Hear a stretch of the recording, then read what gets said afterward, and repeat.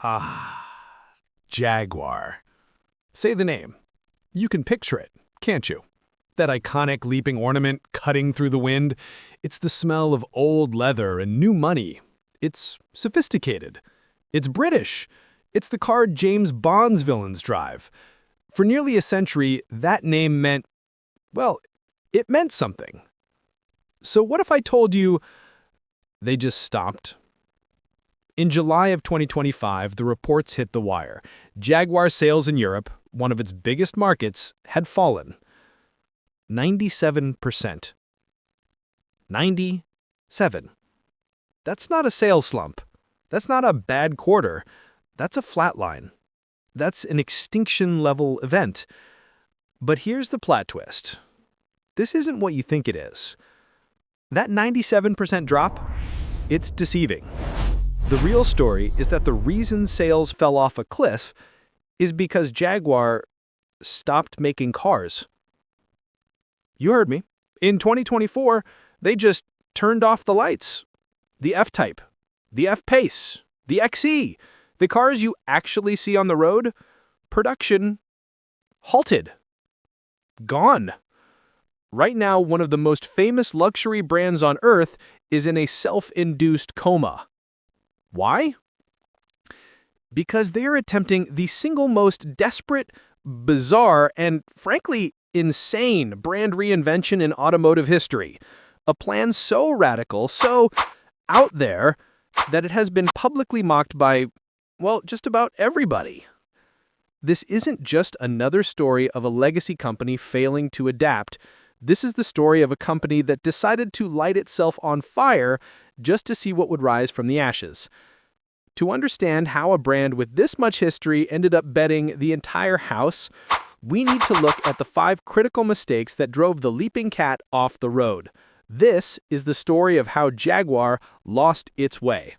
But before the betting, before the bizarre commercials, and certainly before the 97% sales crash, there was glory.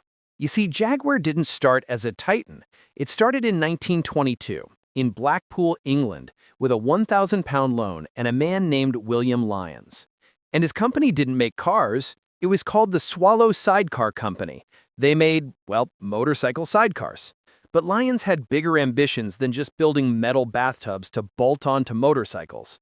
Within a decade, they introduced their first car, the SS1.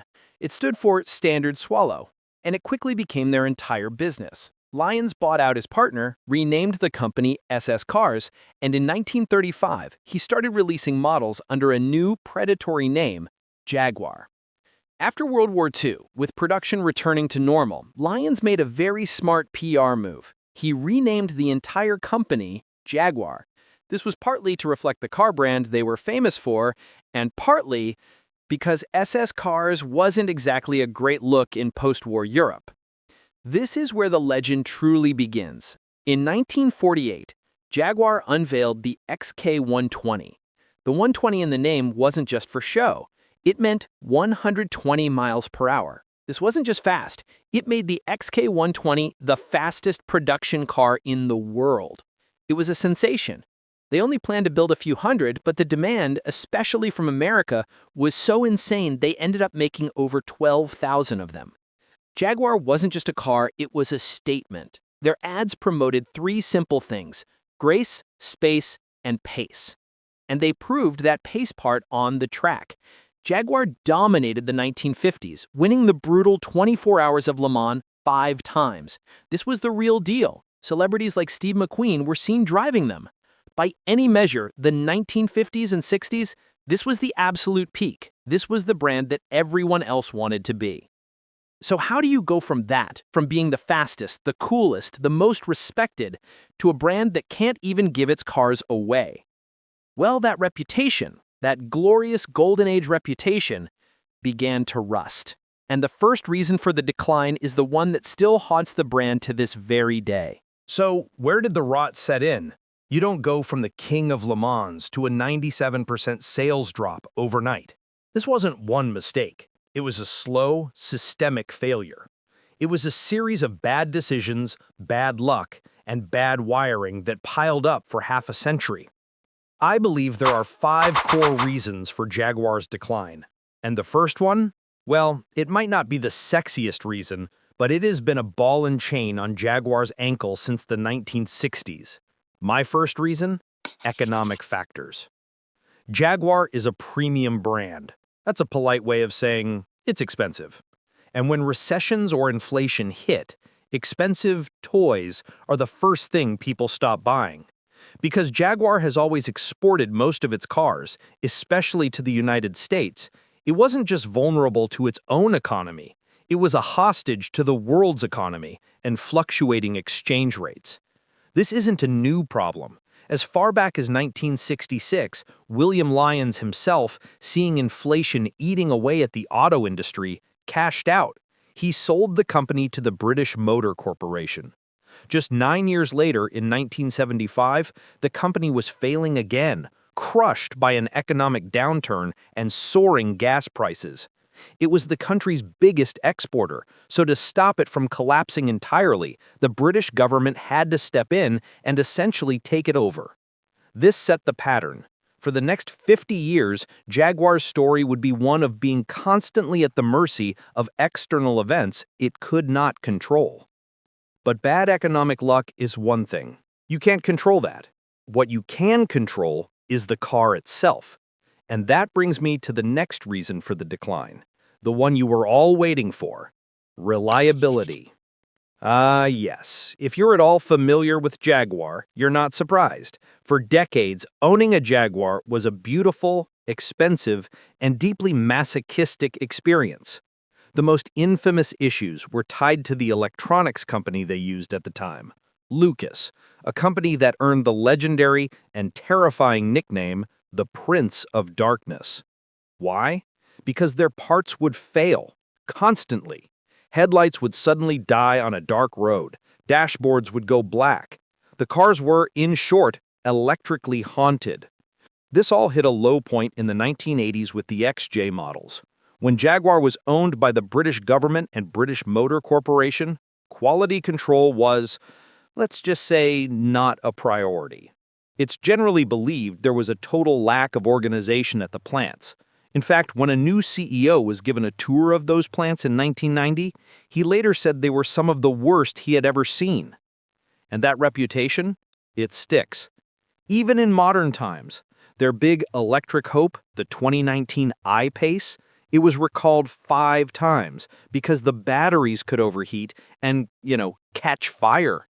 The company ultimately had to agree to buy back over 2,700 of them. Here's the tragedy. The company did get better. In the 1990s, most of the major issues were addressed. But it didn't matter. The doubt was planted. The reputation was set in stone. And for many people, it never went away. But even if Jaguar had perfect reliability, they had another problem. One that was sleeping in the same bed.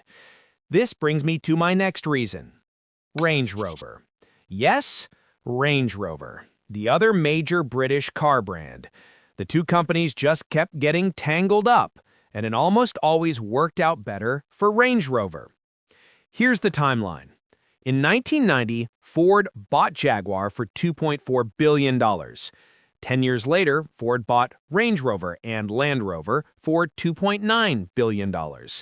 Then, in 2008, in one of the worst deals in automotive history, Ford sold both brands together to the Indian conglomerate Tata for only $2.3 billion, less money than they had paid for either one individually. Tata merged them into a new parent company, Jaguar Land Rover, or JLR. And over the years, under that new shared roof, Range Rover, specifically the high-end Range Rover, has performed significantly better. And here is the fatal flaw in that relationship. As the entire world pivoted to luxury SUVs, Jaguar was perfectly positioned to capitalize on it with its F-Pace. But why would JLR pour money and attention into the Jaguar F-Pace when it could pour that same money into the Range Rover, a vehicle that already defined the luxury SUV market and had much higher profit margins? It's been theorized that Jaguar became an afterthought. JLR would probably prefer you to buy one of their Range Rovers over one of their Jaguar SUVs. As the SUV market exploded, Range Rover effectively blocked Jaguar from taking full advantage of it. It was death by friendly fire. But this internal competition just exposed a much deeper, more significant problem. My next reason? Trying to appeal to a mass market. Let me be very clear. For at least 50 years, Jaguar has had so much trouble turning a profit. I cannot even imagine the billions of dollars it has lost. It has been a consistently losing brand, kept alive by larger parent companies like Ford and then Tata, who were willing to accept the losses while they tried to fix it. When Ford bought Jaguar in 1990, their plan was simple. It was the classic American business plan: volume. If we can just sell more cars, economies of scale will kick in, costs will go down, and we'll finally make money. So to raise sales, they started offering more models, more affordable models. They positioned Jaguar to compete directly with, you guessed it, Mercedes and BMW. It was a disaster. Jaguar did become more mainstream. It was even in a 007 movie. But in the process, it lost its exclusivity. It lost what made it special. And it never came close to the sales volumes of Mercedes or BMW. After owning Jaguar for 18 years, Ford sold it, having never once reported a profit from it. Think about that. If a company with the manufacturing power and scale of Ford couldn't make Jaguar profitable, maybe it just wasn't possible. And after Tata took over, it was the same situation. They released a bunch of new models, sales gained some traction, but they still struggled to turn a profit. In fact, all those vehicles they just stopped producing, the company admitted they weren't making money on any of them. By 2023, Mercedes and BMW were selling 40 times more vehicles in the US. It was clear. Jaguar could not win this fight. Which brings me to the final, most desperate reason on my list. After 50 years of failing to make money, they decided on a new strategy. My final reason: reimagining. That's their word, reimagining.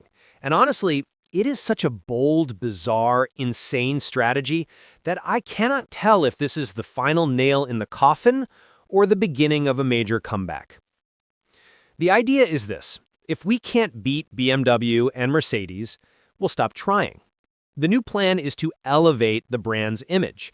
They aren't just changing the cars, they are changing what Jaguar means. First, they're going all electric. That might be the smallest part of this plan. Second, they are going to just about double the price of their cars. You see, instead of competing with BMW, they want to be seen as a step above them, more in the realm of Bentley or Porsche. The idea is to make so much money from each car that they don't need to sell that many. This is bold because they are intentionally alienating all of their current customers who can't or won't pay twice as much. They need to attract a whole new, younger, wealthier customer base. And their marketing for this has been weird.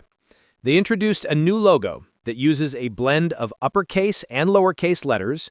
Their new tagline is "Copy Nothing," and it seems the approach so far is to be so different that most people are turned off by it. But maybe a small group will really respond. The head of the company even said, Jaguar has no desire to be loved by everybody. And that is obvious. They put out a commercial in late 2024. It was very colorful, very artistic, and it did not have any cars in it. Elon Musk famously tweeted at them, "Do you sell cars?" The comment section of that video might be the most critical one I have ever seen. One of the top comments was, "The only thing brave about this ad is leaving the comment section on." And that is the situation. That is how we got to a 97% sales drop. It wasn't a collapse. It was a controlled demolition, all to make way for this new, incredibly expensive, untested, and very, very strange idea. And so, here we are, in the quiet. The factories are silent, the sales charts are flat, and one of the most storied brands in automotive history is holding its breath, all while betting its entire 100-year legacy on an electrified, ultra-luxury gamble. This is such a peculiar, aggravating story. For 50 years, the strength of the brand has been there.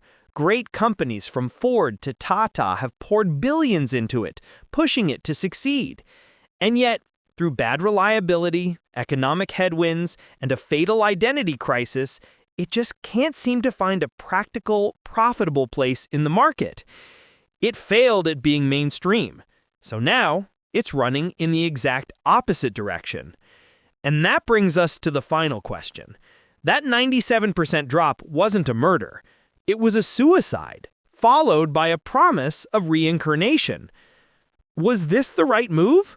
Is this radical, copy-nothing, double-the-price strategy the final brilliant step to finally get there? Or are they heading to a place that is far worse than ever before?